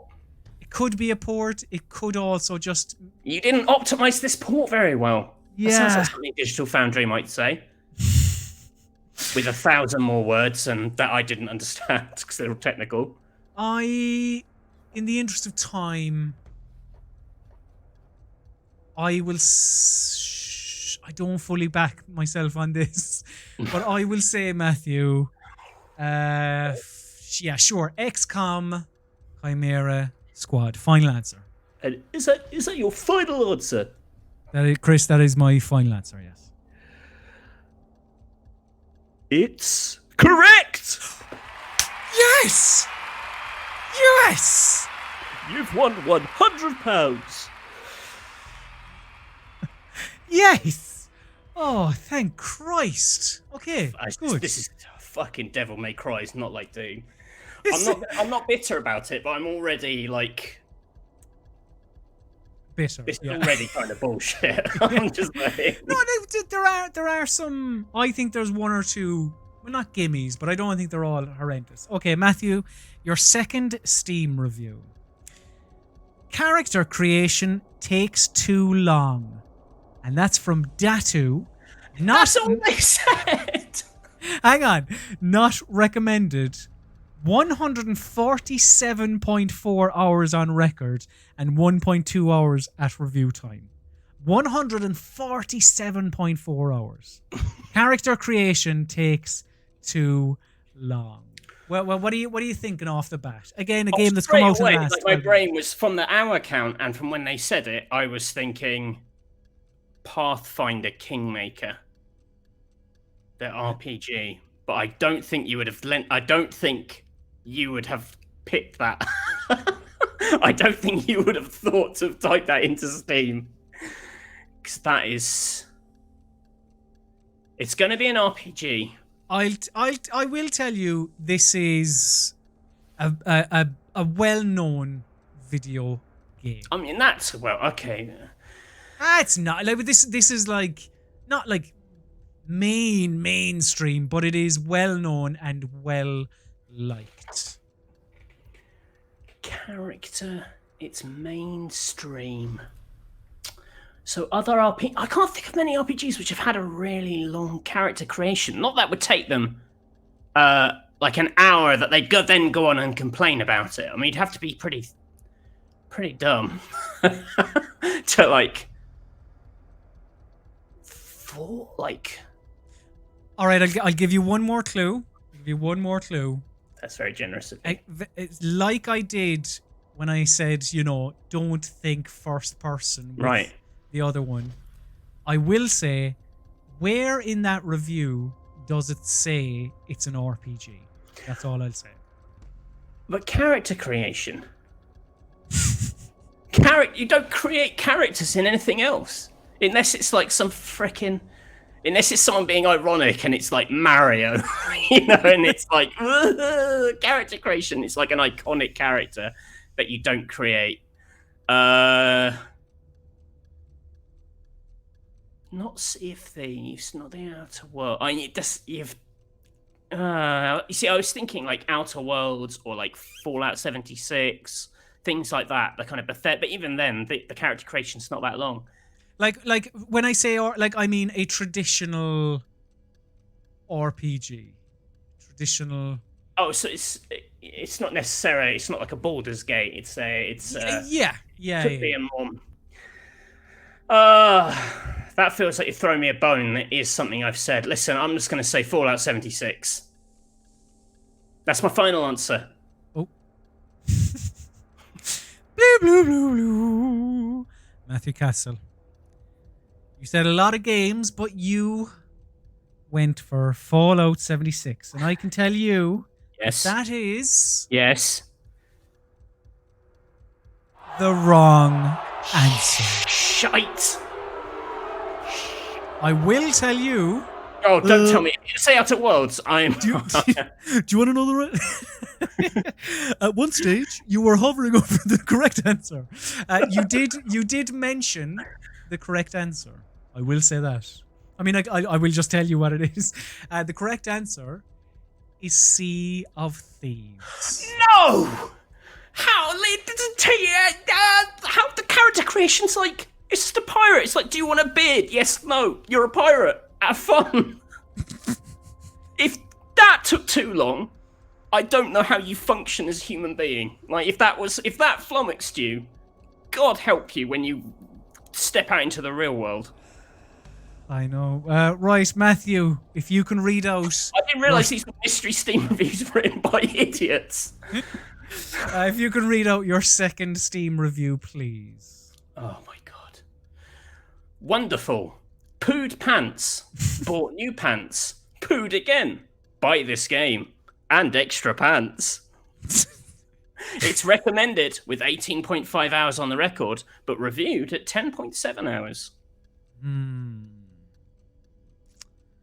Right. Pooed twice.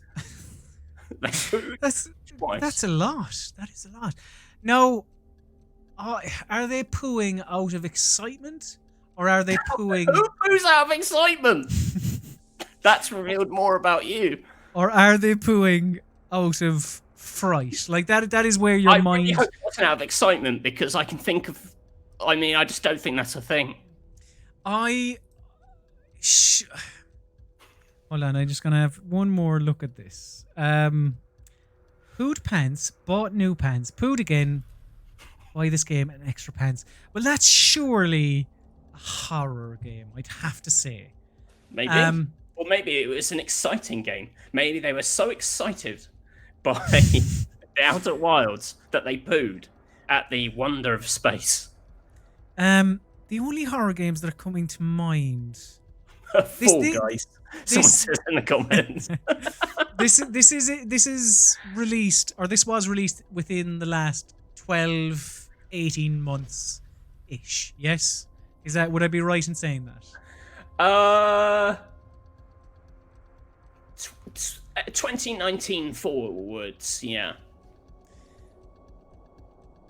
I only have Resident Evil in my head. Like, there's no. What's a longer? I love if it was Fall Guys, and this is just written by a child, and they're talking about diapers because they are the target audience of Fall Guys. Poo pants, pooed again. I'm a child. I love pooing while I play this mentally taxing Fall Guys. Resident Evil is the only. I can't for some reason get Resident Evil out of my head now. But it's obviously not. I can't be Resident Evil because it's. Why would you play? Unless you kept going back to the scenarios. Why? And the tofu mode. Why wouldn't it be Resident Evil? Yeah. Well, because of the length of Resident Evil 2 and 3. We did 3 last week, so I'd imagine you wouldn't do it again. Like, 2... But nobody's playing Resident Evil Resistance. Jesus. That was... Why would you put yourself through that? This is someone who easily poos their pants, so it may tell you, like, more about the kind of person they are. I am going to say...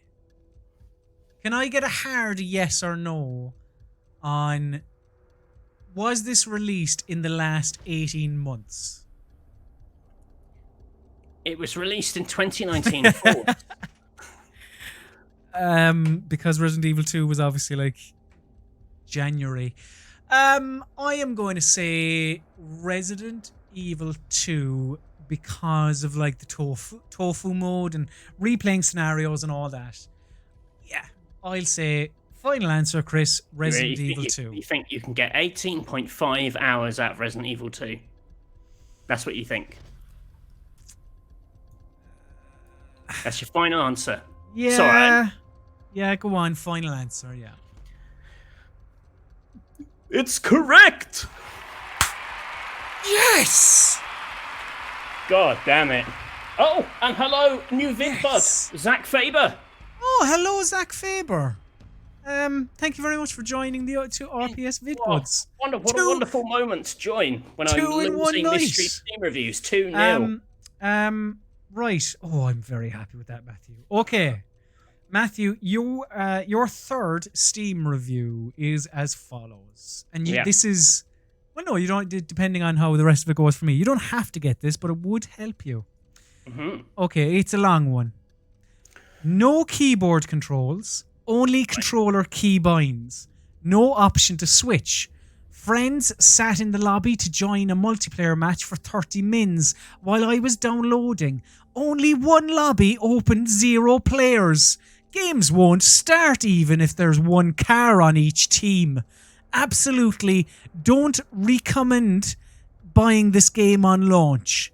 And that is from Vladimir. Not recommended. 0.2 hours on record. 0.2 hours at review time. Friends sat in the lobby to join a multiplayer match for 30 minutes while I was downloading. Only one lobby open. Games won't start. There's one car on each team. A car. So obviously a platformer. Yes. That is very tricky. They're saying don't buy it at launch, so it's not a so it is something from the last 18 months. Yes, no keyboard controls, only controller keybinds, no option to switch. Friends sat in the lobby to join a multiplayer match for 30 minutes while I was downloading. Only one lobby open, 0 players, and games won't start even if there's one car on each team. Okay, so it can't be. There's no way a big publisher wouldn't do keyboard controls. So it's not like it's not a Need for Speed, and it's not a Forza Horizon or anything like that. I don't think. Okay. There's only controllers, so maybe it's something ropey from a. It's not Rocket League. When I think cars and teams, I think Rocket League. I will tell you, I'll give you one clue. It is a game that has come out in the last... If you say 18 months, I'm going to cry. Because that was already established. I'll say the last 3 months. Oh, Jesus. It is a very recent video game. Is it Okay. The last 3 months. Is this game known to me? Yes. A car game in the last 3 months. I will give you one more clue. Okay. We probably need to set rules for clues, but you and I spoke about this video game in the last, I don't know. What? In the last 6 weeks, I'll say. We mightn't have had a 4.5 hour conversation about it, but we spoke about it. We spoke of it. We spoke of it, Jess. We spoke. Wait. Fast and the Furious. It's called Fast and the Furious something. It's called like Fast and the Furious shit show. It's Fast and the Furious Showdown. Is that your final answer? That's my final answer. The Fast and the Furious Showdown. Yes.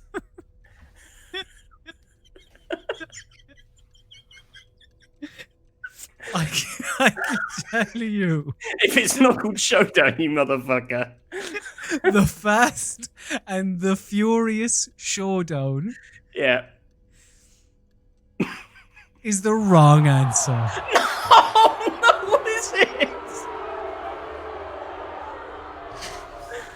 I can tell you that yes, it is the Fast and you fucker. It is called I think it's called Fast and Furious Crossroads. If you had given me the Fast and the Furious Crossroads, I probably would have given it you. Showdown, I can't really give you. Oh, you fucker! That's if I didn't Monster Hunter World, Iceborne. Is that do I have to say more? That's a different game. There's only one Fast and the Furious game. I clearly knew what I was talking about, you turd. Unfucking-believable. Right, that's how it's going to be. Right, Matthew Castle, can you read out your third Steam review? Like, if there's punctuation in the title, you're going to have to give it to me too. Oh, come on. Right. If you can give me your third Steam review, please. Oh, fucking hell. Unbelievable. Just hope they don't ruin the online by adding a horse with jetpacks and heat-sinking missiles. Jesus, 87 hours on record. Yeah. Oh, come on, buck up. It's don't. God, something doesn't go your way. Like, that is harsh. Half a point. Oh, Felice Landry says karma. I guess that's karma for Iceborne last week, even though Iceborne is a different game. The precedent was set last week. I cannot believe I'm hoisted by my own petard. That is what a mistake. Just hope they don't ruin the online by adding a horse with jetpacks and heat-seeking missiles. Reap what you sow, Castle. Thank you, Paul Lomax. I am reaping and weeping. They don't add a horse with jetpacks, which would lead me to believe that there are pre-existing horses. But, and see, you mentioned Kingdom Come Deliverance. No, that's not online. That's a good line of thinking. Like a very horse-focused game. I could see. In the last, see why you think that. Don't intentionally try and put me off now. I'm not. I'm just saying that. I'm just saying that is. You are picking out the right words. It's a horsey game, I feel. Yeah. It's not. The thing you mentioned earlier. Oh, what's the name of that? Oh, you're going to catch me now for the full name, aren't you? You bastard. Oh, I think it has a subtitle, but I won't be able to think of it. So I'm just going to have to give you all that's in my head, and that is... No, hold on, I'm getting second thoughts now. I was just about to say Mordhau. I just want to have one more look. Just hope they don't ruin the online by adding a horse with jetpacks and heat-seeking missiles. But then, see, my knowledge of Mordhau isn't great, but that's only online, isn't it? No, well, I can't remember. I am going to, because nothing else is coming to mind, I am going to say Mordhau. Are you sure? No, but it's the best I can give you, I'm afraid. So, final answer, Chris. Just hope they don't ruin the online by adding a horse with jetpacks and heat-seeking missiles. He says Mordhau. Our survey says... Okay, we're going Family Fortunes now. Oh. It's Red Dead Redemption 2. Ah! Fuck! Are you sure you weren't going to say... You weren't just humouring me there, were you? No. Yeah, genuinely. I thought that one was too easy. I was worried. I thought, oh, he's going to say it. The second he says horse and online, he's going to go Red Dead Online. Ah, that was stupid. Right, okay. Shit. Well. Back in the game, Matthew. It could still be a draw. It could still be a draw if I get these next two right. Back in the game. So, Matthew Castle, your fourth Steam review is... Awesome Sex. And that's from Zane. And it's recommended 37.5 hours on record. Oh, what a horrible time to play a game. 23.9 hours at review time. Awesome Sex. Awesome Sex. Oh my god. Yeah. 37 and a half hours on record. 23. So at 23.9 hours, this person was. That's the sex in this quite awesome. So yeah. Game with sex in it. Hmm. And from the last 18 months. Yes. Games with sex. Okay. I will say.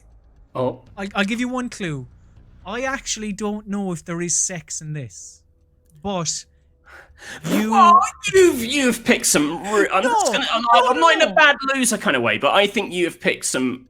That is like that. You've just picked some random word reviews. You would know. I thought the car one was good. Anyway, you would know if there is sex in this. So I'll tell you, I haven't played this. You for a fact have played this.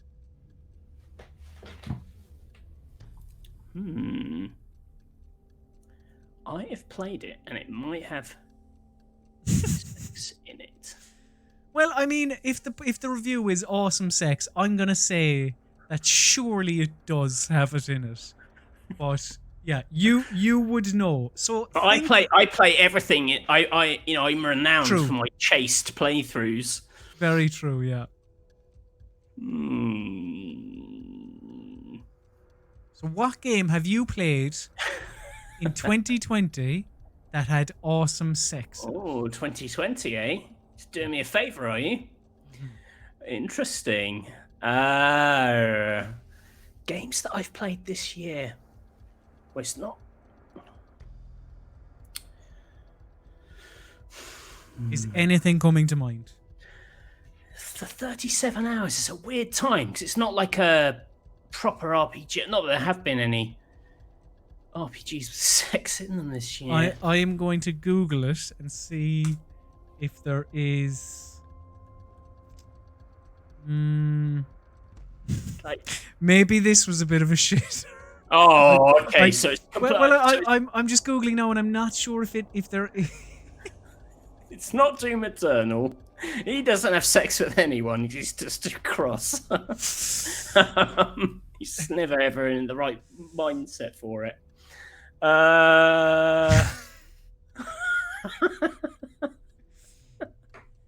But yes, you have played this game, and you have played it like for professional reasons. Oh my god, what have I played this year? What have I played this year that has sex in it? Is it...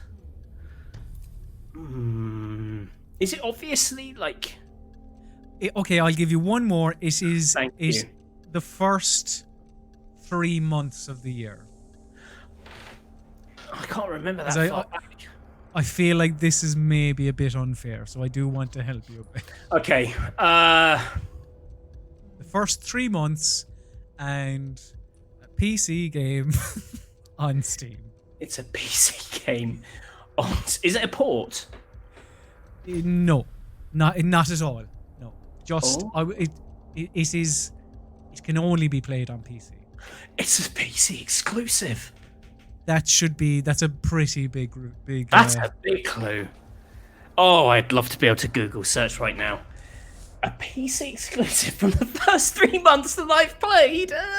It's not Flight Simulator. You're not having sex in that. No. Unless it's happening like back in the toilets and you don't see it. Which should be pretty saucy. Oh my. I'm just trying to think what the hell I've made videos about. All I can think is Gears Tactics, and you definitely don't have sex in that. That is not something you'd want to see. Oh. I will give you. If I just hold out long enough, you'll give me enough clues until I get it. I'm trying to think of like what's not a gimme. See, the problem is I can't say for definite that there is or is not sex in this game, so I do feel like maybe it's unfair, or maybe it is. It might just be someone being like, they're just like, awesome, like, yeah, this is hard sex, and it's actually like Minesweeper, It's you. I mean, this is a big clue. Yeah. But yeah, you played it on PC, and I will tell you, No, that's a bad clue because I don't know if you'd know that. I will tell you that you need something to play this game. Does that make sense? You need something Yeah. to play this game. You need something extra. More than a PC. Oh. Well, that's giving it away, but that review is unfair. Is it? Okay, well, So I feel like I've gotten the answer through ill-gotten gains because you've just. But you will still get the point. I feel Half-Life Alex. Correct. There is no sex in Half-Life Alex. Right. Well, in that case, I do apologize. That is cruel. So what? So it is 2-1. I think, is it? Because when I'm sourcing my reviews, I see lots that they're like, this game is hot sex, and I think that's too vague. Okay, I hold my hands up. I'm just putting out there that I apologize. That's how I approach it. Okay, yeah, I apologize. Well, look, you know, it's fine. That's why I felt bad, so that we got there in the end. So right, it is currently 2-1. Matthew, this is my 4th Steam review from you, so please do take it away. Oh my god. The first 22 minutes are great. Recommended. 15.2 hours on record. 5.5 hours at review time. First 22 minutes are great. That's obviously very... Final answer. Comments are wondering if awesome sex was a typo, but I can't think what it would be. Awesome. Matthew, final answer. The Outer Wilds. That's your final answer. Yes, because when I can give you my working out, I'm pretty sure that the loops are 20. I think they are like they're not 20 minutes. They are like something like 21, 22. So, yeah. Final answer. Final answer. The Outer Wilds. The Outer Wilds. It is incorrect. Oh shit! The correct name of the game is Outer Wilds. Not The Outer Wilds. It's The Outer Worlds. It's Outer Wilds.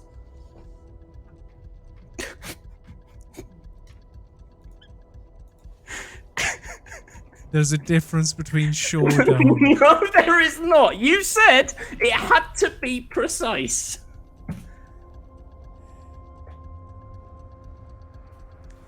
All right, you want to play that game?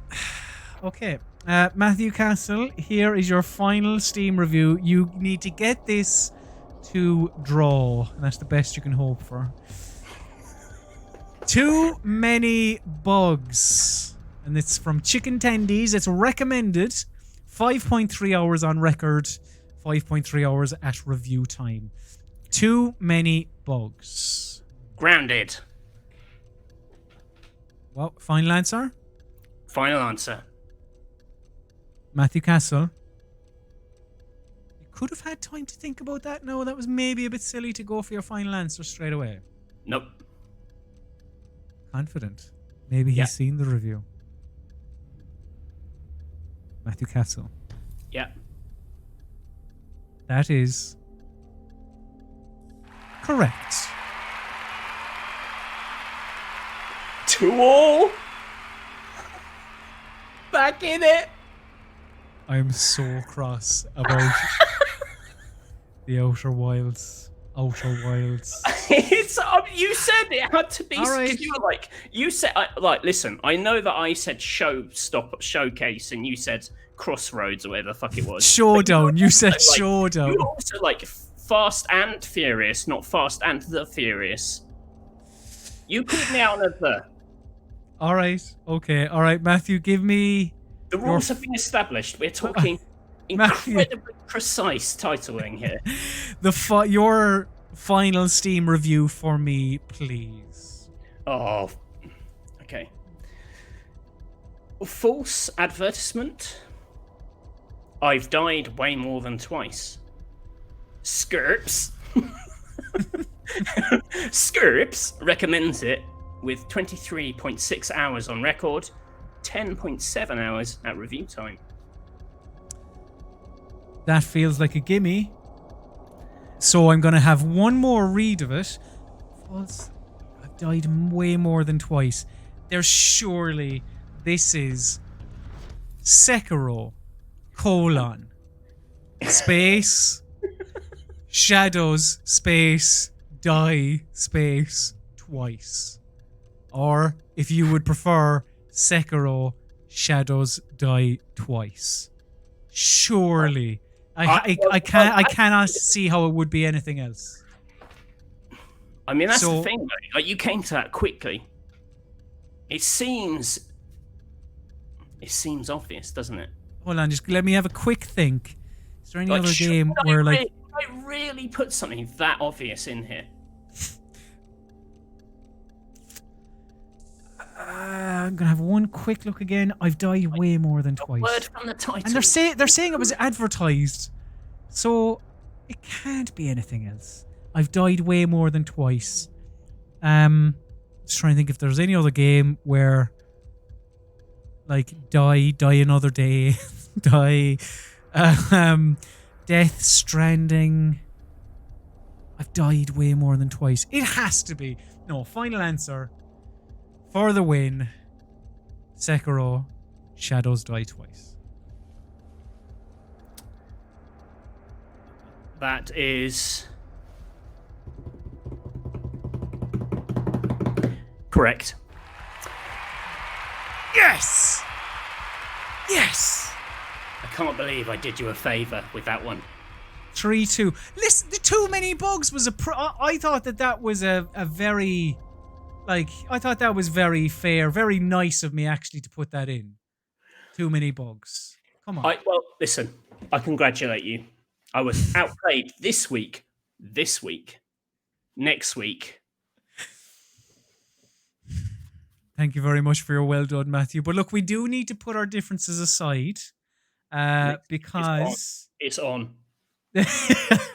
Because we have got some burning... We've got some burning questions to answer, which is what we've decided is the name of this segment.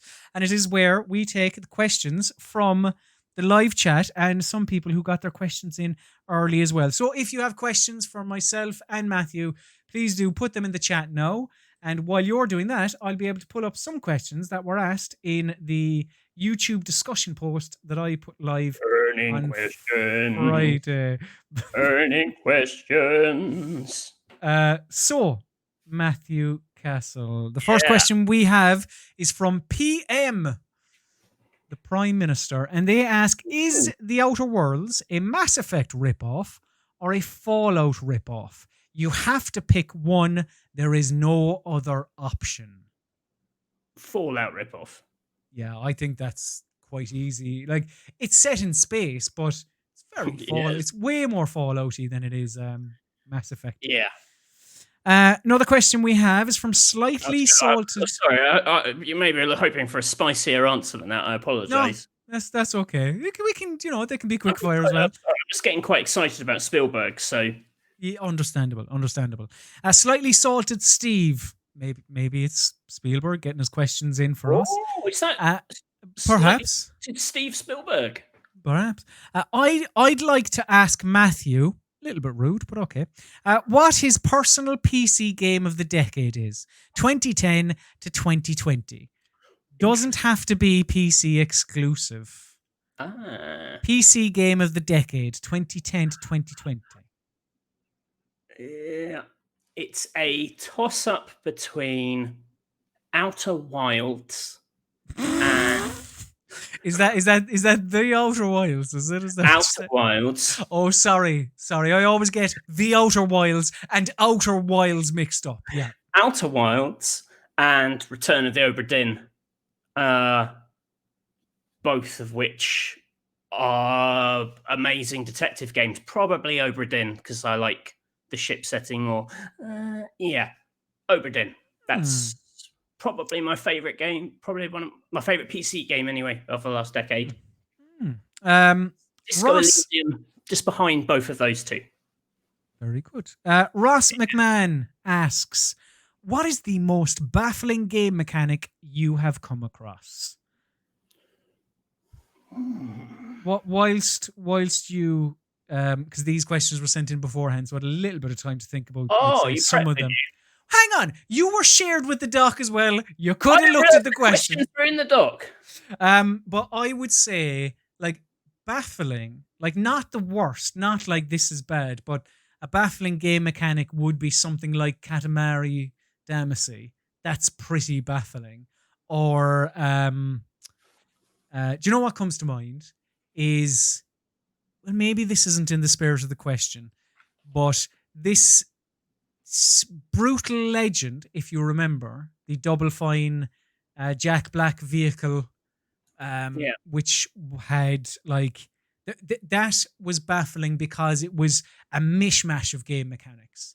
It was like hack and slash. It was RTS. It was tower defense. It was just everything thrown together, and it was like, what's going on with this? This is so odd. And Death Stranding is pretty. I mean, when I first played that, it was a little bit like, this is quite odd. Like I suppose, yeah. There's a few. There's a few good votes for Pathologic 2, which I have played so little of because I'm a massive baby.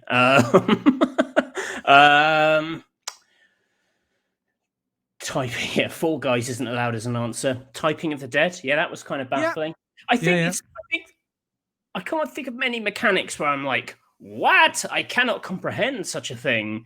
Like more like baffling, as in that was a bad decision. That was a strange decision to make. Yes, like QTEs or degrading weapons or. I'm like. You know, like it's a baffling decision that, like, when Fallout 76 first came out, although that's a game with lots of bad decisions, it had like a horrible inventory limitation on it for a game about collecting scrap and building. You know, it felt like it was completely at odds with itself. Nothing particularly sexy jumps out. I mean, Metal Gear Solid 3, the healing up individual bits of the body with all bandages and stuff, that was kind of baffling. Yeah. A question we got from the chat that I'm just trying to scroll good back. Question. I'm sorry I didn't have time to prepare a good answer. You did. You don't throw that at me. You did. P-Dub asks, and I'm going to throw it to you, Matthew, although I don't know, maybe this isn't a question for either of the two of us. Amiga versus Atari. It's a little bit before my time, and I feel like your answer would be Nintendo Entertainment System. No, we had an Amiga 500. Didn't have an Atari. So Amiga. That's where I first played all my point-and-click games across 13 floppy disks apiece.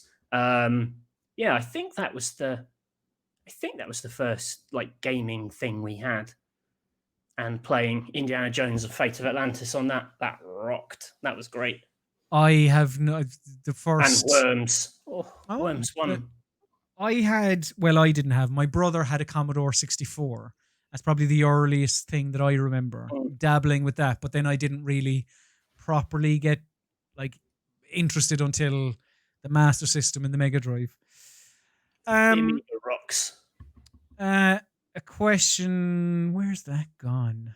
Iggy asks, I have grown too many marrows. What can I do with them? Oh, throw them in a river? I don't know. I'm not a fan of marrow. Neither am I. I'd probably just like get away from them as quickly as possible. Why have you grown so many marrows? Give us your return answer for the next episode. Why does Iggy have so many marrows? Claire DeLawn asks, did you know there is a picture of a bear hidden in the mountain of Toblerone? I didn't know that. Did you? I didn't. That's why are they hiding a bear in there? Have I shown you my rock paper shotgun Toblerone? I have seen it. I don't know why I've seen it. 1 second. I've got to be very careful because I'm only wearing Tux top. I'm wearing terrible. That's okay. I can take you off camera. I can take you off. naked from the waist down. I'll take you off. I'll take you off camera while you're getting that. Yeah, I didn't know that. That is quite. I do enjoy when brands do that, like FedEx with their arrow between the E and the X. Quite good. Let me see. What other questions do we have here? Oh, he's back. Matthew Castle. Toblerone. Yeah, I see it. Show me the bear. RPS at Rest. Oh, that's good. Because when Rest was going to be a physical event, I was going to have this because we were going to do meet and greets, and I thought it'd be fun if I had a Toblerone in the pictures, but they said RPS at Rest. So pre-pandemic, it was all ahead of us. That would have been fun before our lives were ruined. Yeah.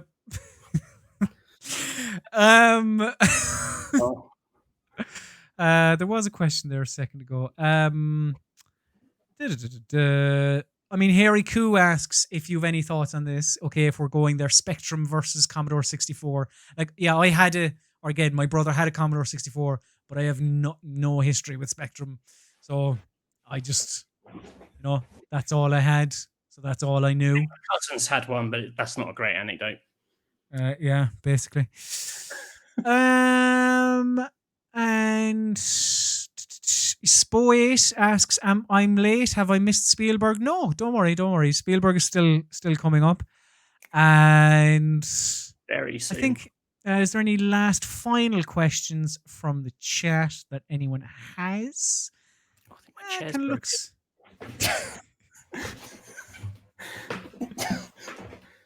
Is it okay? Will it not rise? I don't want to look a mess for Spielberg. Yeah, I know. It's understandable. We all want to be as professional as possible for Mr. Spielberg. I think that's it, Matthew, really, for they were questions. Great questions. Yeah, thank you very much for your burning questions. Oh, burning questions. What's that? Colm, what's your game of the decade? I don't know. I genuinely wasn't. I saw that question, but I was like, I don't need to think about this. Game of the decade. Yakuza 0. I don't know. I honestly can't think of it. It would be up there. It was Yakuza 0 came at, let's just say tomorrow it won't be Yakuza 0, but 10 years is quite a long time. So like it's going to take in a lot of different games. But Yakuza 0 came at a very nice time for me. It was just like, I hated all video games. And it was like, all games are shite. And then I played Yakuza 0. I was like, oh, some of them are good. And then it like opened a totally new series to me. So yeah, let's say Yakuza 0. Right. Matthew Castle. Thank you very much again to everyone for your burning questions. Look out on Friday. I'll put up another on the discussion tab community thing on YouTube. I'll put up a call out looking for questions for the Weekspot on Monday. So if you have any questions, stick them in there. Any questions? They don't even have to be about games. Could be about anything. Could be about your marrows. Doesn't really matter. Marrows, romance tips. Ooh. Whatever you'd like. From a man in a tux. Yes, indeed. But Matthew Castle, romantic of outfits. Whilst I set this up, do tell anyone that is unaware as to why you're in a tux. Why are you in a tux? What's happening here on the PC Gaming Weekspot? I'm dressing up because we have a very special interview subject today. I was wearing a tux last week as well, but we had a technical error. The person in question didn't pick up. But we are interviewing Mr. Steven Spielberg over video chat. We're going to be doing it live, so fingers crossed we don't have any technical issues this week. Yeah, I spoke to Steven's people during the week, and they said that, as I said off the top, he was tucking into a pizza at the time and he missed the call. He was very embarrassed, in fairness. Fingers crossed it'll all work out now. So I think I've lined. Will I give him a buzz? Will I ring him? I admit, quite nervous. It's yeah. No, totally. But yeah. Let's ring Mr. Spielberg. Let's do it. Okay. So, oh shit! I didn't realize. Yeah, his username is on screen. Just ignore that, please. Okay. So yeah, this is so. If you have any questions in the chat, do let us know. If you have any questions for Mr. Spielberg, we'll pass them on to him. Any second, I mean, you don't want to be talking over him. Sorry. Yeah, I shouldn't. But yeah, if any questions in the chat, we'll get to them.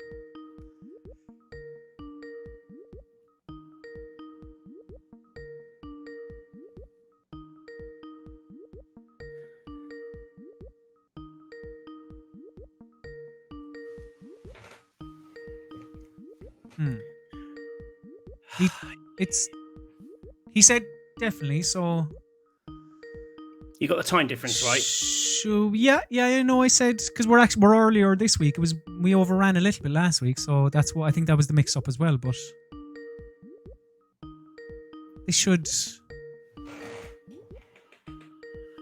work.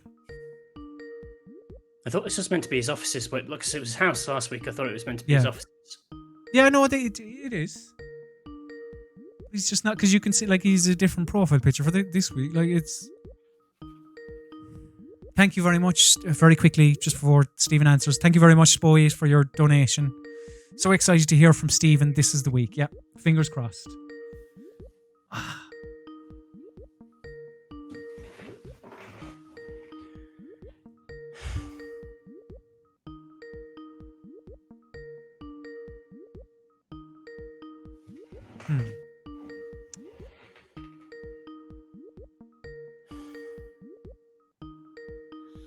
It's odd. It doesn't. I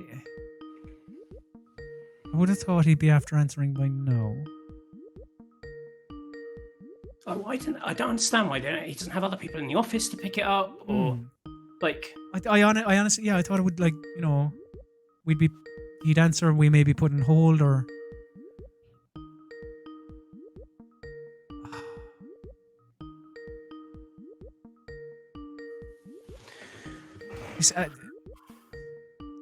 It's so hot in this tuxedo. I just. Matthew, what are we gonna do, Matthew?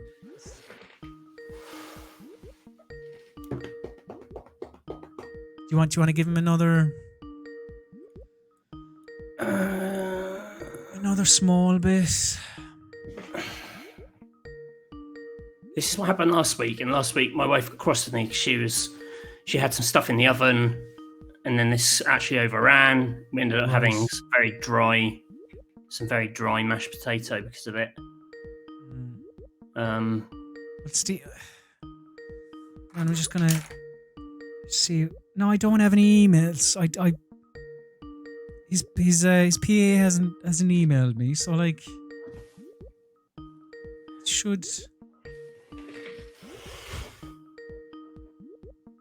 So I can't. Sorry, I just can't. I just don't have the time to. I don't have the time to do it. We're gonna have to call time on this. We're. I'm really sorry.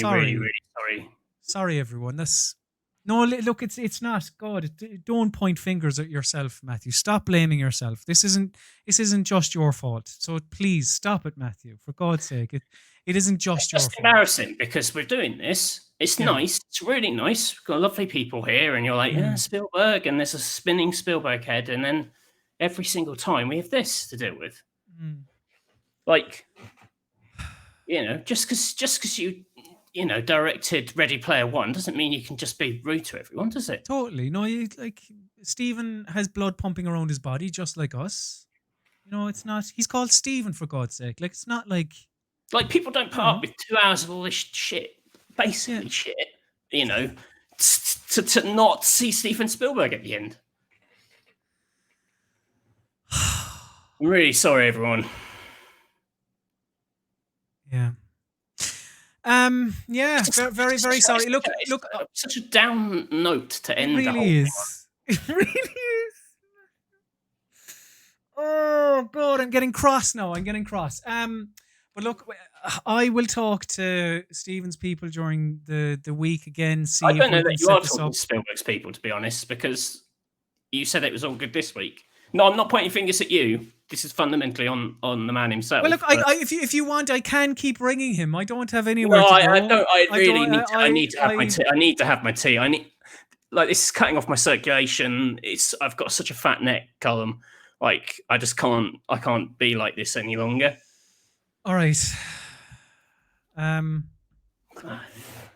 Okay, well, look, we'll see what we can do. Maybe we can get Stephen on for next week. And if we can, we'll make it like a bumper edition. We'll try and get him to speak to us for a while, because it is a bit of a shame. But Matthew, before you go off and have your dinner, please do let the people know at home if there is anything either on the channel over the last couple of days or coming up on the channel that you would like to let them know about.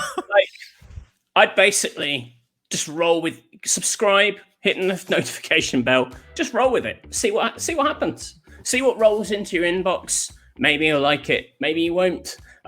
Please do come back on Wednesday for Bastard Run. We're making headway in that. We're going to have lots of interesting things this week, I promise. But let's not nail anything down. Good. Yeah, no, that's fair enough. If you like this, I think that's how you're meant to run YouTube channels.